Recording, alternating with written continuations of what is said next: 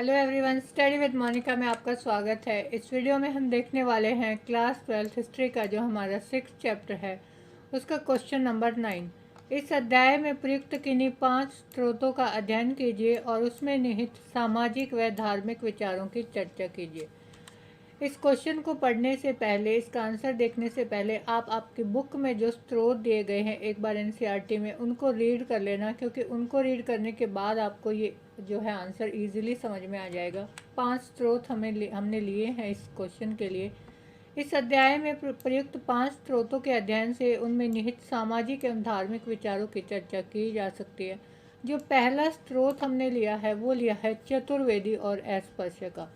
देखिए, चतुर्वेदी का मतलब होता है जो चारों वेदों का ज्ञाता है, चारों वेदों का जिसे ज्ञान है। और अस्पृश्य का मतलब है जिसे जो ब्राह्मण लोग थे, जिसे शूद्र जाति का जो जो लोग थे, जो सबसे निचला वर्ण था 4 वर्णों में, ब्राह्मण, क्षत्रिय, वैश्य और शूद्र। तो जो शूद्र जाति के लोग थे उन्हें अछूत और अस्पृश्य माना जाता था। इससे पता चलता है कि अलवार संत जाति व्यवस्था को निरर्थक मानते थे और जाति पाति के भेदभाव में विश्वास नहीं करते थे। जो अलवार संत थे जिनके द्वारा ये स्तोत्र लिखा गया वो कौन थे? अलवार जो संत थे वो विष्णु की भक्ति करते थे, विष्णु को अपना देवता मानते थे। उनका मानना था कि इस तरह की जो भी अस्पृश्य जातियां हैं, जिस तरह से जाति पाति का भेदभाव है समाज में, जो ब्राह्मणवाद की कुरीतियां हैं, उनको ये लोग नहीं मानते थे, सबको बराबर मानते थे, सबको एक समान समझते थे। अपने विचारों को प्रकट करते हुए एक ब्राह्मण अलवार संत ने अपने काव्य में लिखा था। देखिए, जो अलवार संत थे वो जरूरी नहीं है कि भाई वो ब्राह्मणों के खिलाफ हैं तो कोई ब्राह्मण उनमें ना हो। जो अलवार संत थे उनमें ब्राह्मण भी थे, किसान भी थे, शिल्पकार भी थे, व्यापारी भी थे, अलग अलग जातियों के लोग उसमें शामिल थे। तो चतुर्वेदी जो अजनबी हैं, तुम्हारी सेवा के प्रति निष्ठा नहीं रखते, उनसे भी अधिक आप हे विष्णु उन दासों को पसंद करते हो जो आपके चरणों में प्रेम रखते हैं और वर्ण व्यवस्था से प्रिय हैं। इस स्त्रोत में जो अलवार संत हैं वो क्या कहना चाह रहे हैं कि चतुर्वेदी जो अजनबी हैं, जो अपने आप को चारों जो है वेदों ग्रंथों के ज्ञाता मानते हैं, लेकिन वो आपकी जो सेवा निष्ठा है उसको जो है वो नहीं समझ पा रहे, तो हे विष्णु, हे भगवान, आप उन दासों को ज़्यादा पसंद करते हो जो आपके चरणों में प्रेम रखते हों, चाहे वे किसी भी जाति के हों, किसी भी वर्ण से संबंधित क्यों ना हो। क्योंकि वे जो लोग हैं जो अलवार विष्णु भक्त हैं, जो विष्णु के प्रति अपना प्रेम दिखाते हैं, वो जो है इस तरह की जाति पाति वर्ण व्यवस्था को नहीं मानते। अगला जो स्रोत हमने लिया है वो शास्त्र या भक्ति। इससे स्पष्ट होता है कि अलवार संतों के समान जो नयनार संत थे, देखिए जो नयनार संत थे दक्षिण भारत में, वो शिव की पूजा करते थे, शिव को अपना आराध्य मानते थे। उन्होंने भी जो है ब्राह्मणों के जन्म पर आधारित जो प्रतिष्ठा थी उसको स्वीकार नहीं किया था। जो ब्राह्मणवाद को मानने वाले जो लोग थे उनका मानना ये था कि भाई जिस भी कुल में, जिस भी वर्ण में, 4 वर्ण जो मैंने आपको बताए, ब्राह्मण, क्षत्रिय, वैश्य और शूद्र, उन चारों वर्णों में जिस भी वर्ण में आपका जन्म होता है तो आपको जो उस वर्ण के लिए निर्धारित कार्य हैं वही करने पड़ेंगे। अगर आप ब्राह्मण कुल में जन्म लेते हो तो जो ब्राह्मण के कार्य हैं, जैसे वेद ग्रंथ पढ़ना, यज्ञ करना, लोगों को शिक्षा देना, वही आपको करना पड़ेगा। अगर आप क्षत्रिय हैं तो जैसे जो है वो राजा सम्राट बन सकते थे, जो क्षत्रिय लोगों की रक्षा करते थे, न्याय करते थे। तो इस तरह से जो चारों वर्णों के कार्य निर्धारित किए गए थे, ब्राह्मणवाद को मानने वाले लोगों का विचार था कि भाई आपको अपने जन्म के आधार पर ही वो कार्य करने पड़ेंगे। बेशक से जो है चाहे कोई कितना ही ज्ञानी क्यों ना हो, कितना ही विद्वान क्यों ना हो, अगर उसने शूद्र जाति में जन्म लिया है तो उसको जो शूद्रों के लिए किए जाने वाले कार्य निर्धारित हैं उसको वही करने पड़ेंगे। लेकिन जो नयनार संत थे उन्होंने इनका खंडन किया, उन्होंने इनकी बातों को नहीं माना। उनका मानना था, उनका विचार था कि शिव के अनुराग और भक्ति के बिना ब्राह्मणों का शास्त्र ज्ञान, ऊंचा कुल, गोत्र सब निरर्थक है। जो ब्राह्मण थे वो ज्ञान को, कुल को, गोत्रों को ज़्यादा महत्व देते थे। लेकिन नयनार संत जो है इनका खंडन करते हैं। वो कहते हैं कि आपको शिव की भक्ति जो है वो सर्वोच्च होनी चाहिए आपके लिए, क्योंकि अगर आप शिव की भक्ति करोगे तभी आपको मुक्ति का मार्ग मिलेगा। क्योंकि ईश्वर की दृष्टि में वास्तविक महत्व शास्त्र ज्ञान और गोत्र का नहीं बल्कि उनकी भक्ति और प्रेम का है। न्यायनाथ संतों का मानना था कि भाई अगर आपको अपने ईश्वर को खुश करना है तो उनके प्रति प्रेम दिखाइए, उनकी भक्ति कीजिए। ये इस तरह से जो वेद ज्ञान है, जो इनके ग्रंथ हैं, इनका ज्ञान जो है वो कोई मायने नहीं रखता। अगला जो स्रोत है वो हमने लिया है एक राक्षसी का। ये थी एक स्त्री शिव भक्त कराईकाल अम्मयार की कविता से लिया गया है। इससे पता चलता है कि उस समय घर के अंदर रहना, शांत रहना, मधुर वचन बोलना स्त्री के स्वाभाविक गुण माने जाते थे।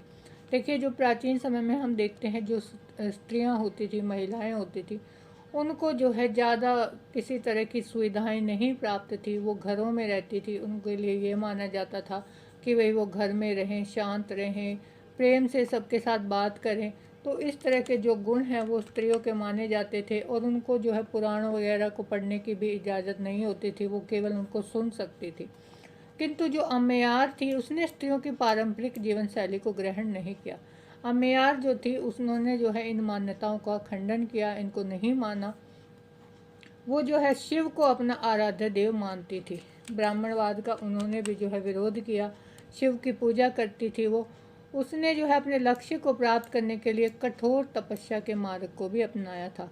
स्त्री भक्तों ने अपने सामाजिक कर्तव्यों का तो परित्याग कर दिया, किंतु वे न तो भिक्षुणी समुदाय की सदस्य बनी और उन्होंने किसी वैकल्पिक व्यवस्था को स्वीकार किया। देखिए, जो स्त्री भक्त थी, जो शिव को मानने वाली जो महिलाएं थी, उन्होंने जो भी ये समाज के जो भी नियम थे कि भाई घर में रहना, शांत रहना, मधुर बोलना, बाहर नहीं जाना, इस तरह के जो भी ब्राह्मणों के द्वारा बनाए गए जो नियम थे उनको नहीं माना। और लेकिन वो भिक्षुण समुदाय में भी शामिल नहीं हुई। बिल्कुल समाज का परित्याग भी उन लोगों ने नहीं किया। स्त्री भक्तों ने जो पितृ सत्तात्मक आदर्श थे उनको भी स्वीकार नहीं किया। जो पितृ सत्तात्मक आदर्श थे उसमें क्या था कि जो स्त्री होती है उसका ना तो अपने पिता की संपत्ति पर कोई अधिकार होता है, उस कम उम्र में ही उसका विवाह कर दिया जाता था, अपने गोत्र से बाहर उसका विवाह किया जाता था। तो जो भी पिता की संपत्ति है उसके ऊपर सिर्फ पुत्र हैं, उन्हीं का अधिकार होगा, पुत्री को इस तरह के कोई अधिकार नहीं थे। तो जो स्त्री भक्त थी, जो शिव की आराधना करती थी, इन बातों को भी उन लोगों ने नहीं माना और अपनी जीवन पद्धति और रचनाओं द्वारा उनको चुनौती दी। जो ब्राह्मणवाद के नियम थे उनको उन्होंने चुनौती दी और उनको अस्वीकार किया। अगला स्रोत हमने लिया है जो है अनुष्ठान और यथार्थ संसार। ये बसवन्ना द्वारा रचित एक वचन से संबंधित है। बसवन्ना जो थे ये कर्नाटक में थे। ये वीर शैव परंपरा के संस्थापक थे। वीर शैव, इसमें भी जो है शिव की भक्ति लोग करते हैं। वे जो है वह जाति से तो ब्राह्मण थे और चालुक्य दरबार के एक जो है चालुक्य राजा थे, उनके दरबार में मंत्री थे जो बसवन्ना थे। वो उनके अनुयायी जो थे वो क्या कहलाए थे, लिंगायत या वीरशैव। जो लिंगायत थे वो लिंग को धारण करने वाले के नाम से प्रसिद्ध हुए थे। वो अपने बाजू पर जो है एक बॉक्स में जो है उसको बांध कर शिव की जो लिंग है उसको धारण करते थे। आज भी जो वीर शैव है वो कर्नाटक की सबसे लोकप्रिय परंपरा है। वीर शैव शिव को अपना आराध्य देव मानते थे। शिव की पूजा भक्ति करते थे वे लोग। और शिव की उपासना उन्होंने किस रूप में की है, उसके लिंग के रूप में। उन्होंने जाति पाति के भेदभाव का विरोध किया और समाज के कुछ समुदायों के पवित्र और कुछ के दूषित होने की जो ब्राह्मणीय अवधारणा थी उसकी कटु आलोचना की। देखिए, जो ब्राह्मणवाद के विचार थे कि भाई जो कुछ जातियां हैं जैसे ब्राह्मण हैं, क्षत्रिय हैं, वैश्य हैं, वो तो जो है पवित्र हैं और जो शूद्र जाति है वो दूषित जाति है, नीच जाति है।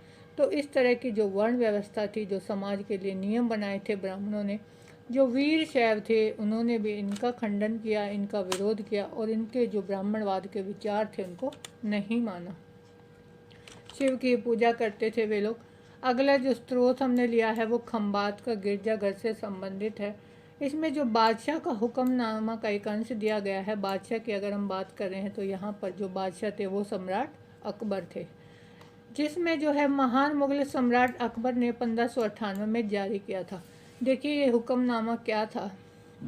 उनके जो राज्य में जो रहने वाले कुछ ईसाई लोग थे जो अपने राज्य में जो है गिरजाघर की स्थापना करने चाहते थे, यीशु के प्रति अपनी जो है वो श्रद्धा प्रकट करते थे, तो उनका मानना तो कुछ जो इस्लाम के कट्टर जो विरोधी थे, इस्लाम के जो कट्टर समर्थक थे, उनके लिए एक फरमान जारी किया था मुग़ल सम्राट अकबर ने कि भाई उनके रास्ते में किसी भी तरह की रुकावट ना आए। जिस भी धर्म को वो मानते हैं, जिस भी तरीके से वो अपने भगवान की जो है पूजा करना चाहते हैं, उनके प्रति जो है श्रद्धा प्रकट करने चाहते हैं, तो उनको उस चीज़ की जो है परमिशन दे दी जाए, उनकी छूट उनको दे दी जाए, और उनके गिरजाघर के निर्माण में किसी भी तरह की कोई जो है परेशानी ना खड़ी करी जाए। तो इस तरह का एक हुक्मनामा जो है अकबर ने जो है वो जारी किया था। अब इससे स्पष्ट होता है कि जो अकबर थे वे उदार और धर्म सहिष्णु सम्राट थे। मतलब ये नहीं है कि वो सम्राट थे तो वो इस्लाम के प्रति लोगों को जो है कहेंगे कि भाई आपको इस्लाम है, ज़बरदस्ती स्वीकार करवाएंगे। नहीं, वो सभी धर्मों को जो है समान मानते थे, किसी भी धर्म के प्रति वो जो है विरोध उनका नहीं था। वे भारत में धर्मनिरपेक्ष राज्य की स्थापना करना चाहते थे कि भाई जिसको जो भी किसी भी धर्म को मानने वाले लोग हैं वो अपने अनुसार अपने धर्म के नियमों का पालन कर सकते थे। अपने पूर्ववर्ती मुस्लिम शासकों के समान धर्म के नाम पर अत्याचार और रक्तपात की जो नीति उन्होंने नहीं अपनाई थी। जो भी पहले अकबर से पहले जो सम्राट थे, जो मुग़ल शासक थे, उनका मानना ये था कि ज़्यादा से ज़्यादा जो लोग हैं वो इस्लाम को स्वीकार करें। ज़बरदस्ती लोगों को पकड़ पकड़ कर जो है इस्लाम स्वीकार करवाया जाता था, लेकिन अकबर इसके ख़िलाफ़ थे। उन्होंने इस तरह से कभी भी लोगों पर अत्याचार नहीं किया और खून खराबा जो है उनके जो है समय में नहीं हुआ। उसने बलपूर्वक धर्म परिवर्तन पर भी प्रतिबंध लगाया कि भाई आप ज़बरदस्ती जो है किसी को भी धर्म परिवर्तन करने के लिए मजबूर नहीं करोगे। जिसकी इच्छा है, जो जिस धर्म को मानता है वो उसको स्वीकार कर सकता है। इस स्रोत से स्पष्ट होता है कि कट्टर मुस्लिम सम्राट के उदार धार्मिक विचारों के विरोधी थे कि भाई जो भी कट्टर मुस्लिम सम्राट थे उनके जो धार्मिक विचार थे, लोग उनसे काफ़ी प्रभावित थे। उन्होंने कभी भी लोगों के ऊपर जो है ज़बरदस्ती धर्म को थोपने का प्रयत्न जो सम्राट अकबर थे उन्होंने नहीं किया। इस तरह से हमने ये 5 स्रोत लिए इनके बारे में और धार्मिक विचारों के बारे में हमने देखा। ये था हमारा क्वेश्चन नंबर 9। नेक्स्ट क्वेश्चन के लिए देखिए हमारी नेक्स्ट वीडियो, और चैनल आपने अभी तक सब्सक्राइब नहीं किया है तो कर लीजिए और बेल आइकन ज़रूर प्रेस कीजिए ताकि नोटिफिकेशन आपको हमारी वीडियो की मिलती रहे।